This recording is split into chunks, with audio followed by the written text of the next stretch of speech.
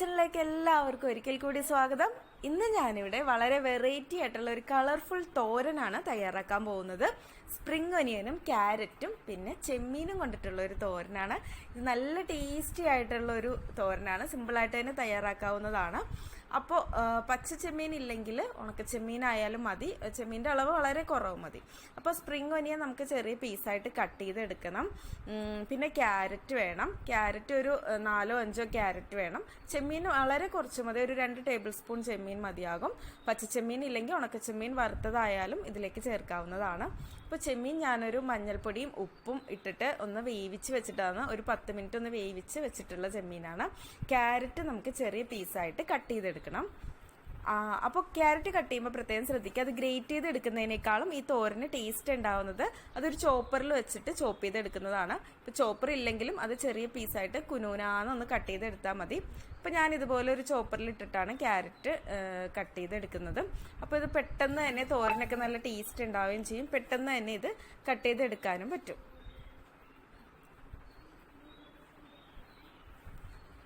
അപ്പോൾ ക്യാരറ്റ് ഇവിടെ ഞാൻ ഇതുപോലെ ചെറിയ പീസായിട്ട് ചോപ്പ് ചെയ്ത് വെച്ചിട്ടുണ്ട്. ഇനി നമുക്ക് സ്പ്രിംഗ് ഒനിയനും അതുപോലെ തന്നെ കട്ട് ചെയ്തെടുക്കാം. ഇപ്പം ഞാൻ സ്പ്രിംഗ് ഒനിയനും ചെറുതായി കട്ട് ചെയ്ത് വെച്ചിട്ടുണ്ട്. ഇനി നമുക്ക് തേങ്ങ ഒന്ന് ഒതുക്കിയെടുക്കണം. അപ്പം ഞാൻ മിക്സിയുടെ ഒരു ചെറിയ ജാർ എടുത്തിട്ട് അതിലേക്കൊരു 3 ടേബിൾ സ്പൂൺ, 3 വലിയ സ്പൂൺ തേങ്ങ ചിരകിയത് ചേർക്കുന്നുണ്ട്.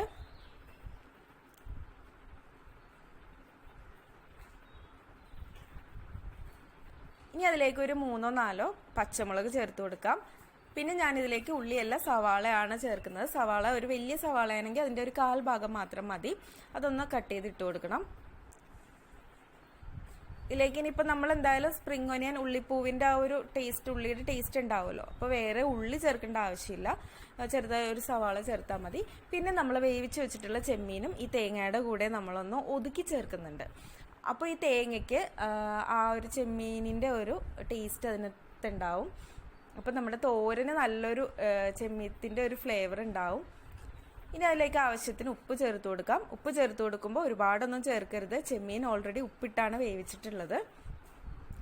1/2 ടീസ്പൂൺ മഞ്ഞൾപ്പൊടി, 1 ടീസ്പൂൺ മുളക് പൊടി, ഇത്രയും ചേർത്തിട്ട് പച്ചമുളകിൻ്റെ അളവ് നിങ്ങളുടെ ഇഷ്ടം പോലെ, എരിവിൻ്റെ ഒരു ഇഷ്ടം പോലെ ചേർക്കാവുന്നതാണ്, മാറ്റാവുന്നതാണ്.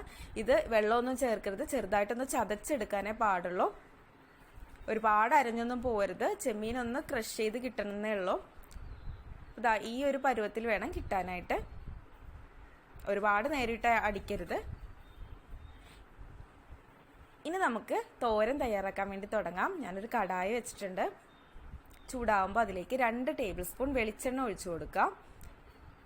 മറ്റു ഓയിലൊന്നും ഇതിനുവേണ്ടി യൂസ് ചെയ്യാതിരിക്കുക. വെളിച്ചെണ്ണ ഒഴിക്കുമ്പോഴാണ് അതിൻ്റെ തനതായിട്ടുള്ള ആ ഒരു ടേസ്റ്റ് ഉണ്ടാവുന്നത്. വെളിച്ചെണ്ണ ചൂടായി വരുമ്പോൾ 1 ടീസ്പൂൺ കടുകിട്ട് കൊടുക്കാം. കടുകെല്ലാം പൊട്ടി തുടങ്ങിയെന്ന് ഉറപ്പ് വരുത്തിയിട്ട് മാത്രം വറ്റൽമുളകും അതുപോലെ തന്നെ കറിവേപ്പിലയും ചേർത്ത് കൊടുക്കാം. ഇനി ഇതിലേക്ക് നമ്മൾ കട്ട് ചെയ്ത് വെച്ചിട്ടുള്ള ക്യാരറ്റും സ്പ്രിംഗ് ഒനിയനും കൂടി ഇട്ട് കൊടുക്കണം. സ്പ്രിംഗ് ഒനിയൻ കട്ട് ചെയ്യുമ്പോൾ അതിൻ്റെ കടഭാഗത്തുനിന്ന് കുറച്ച് 1 ഇഞ്ചൊന്ന് മാറ്റിയിട്ട് വേണം നമ്മൾ യൂസ് ചെയ്യാൻ വേണ്ടിയിട്ട്. ഒരുപാട് മൂത്ത ഭാഗം ഇടരുത്.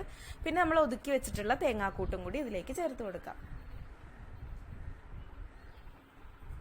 ഇനി ഇതെല്ലാം കൂടി നന്നായിട്ടൊന്ന് മിക്സ് ചെയ്തെടുക്കണം.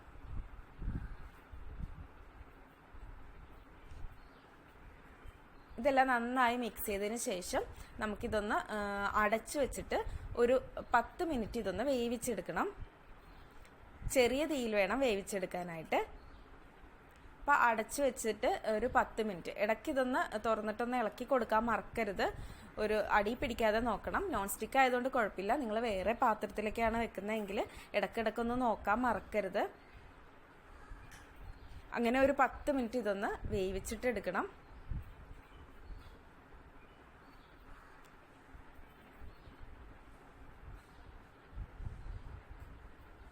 വെള്ളമൊന്നും തളിച്ചു കൊടുക്കേണ്ട ആവശ്യമില്ല. ഇടയ്ക്കൊന്ന് ഇളക്കി കൊടുത്താൽ മാത്രം മതിയാകും.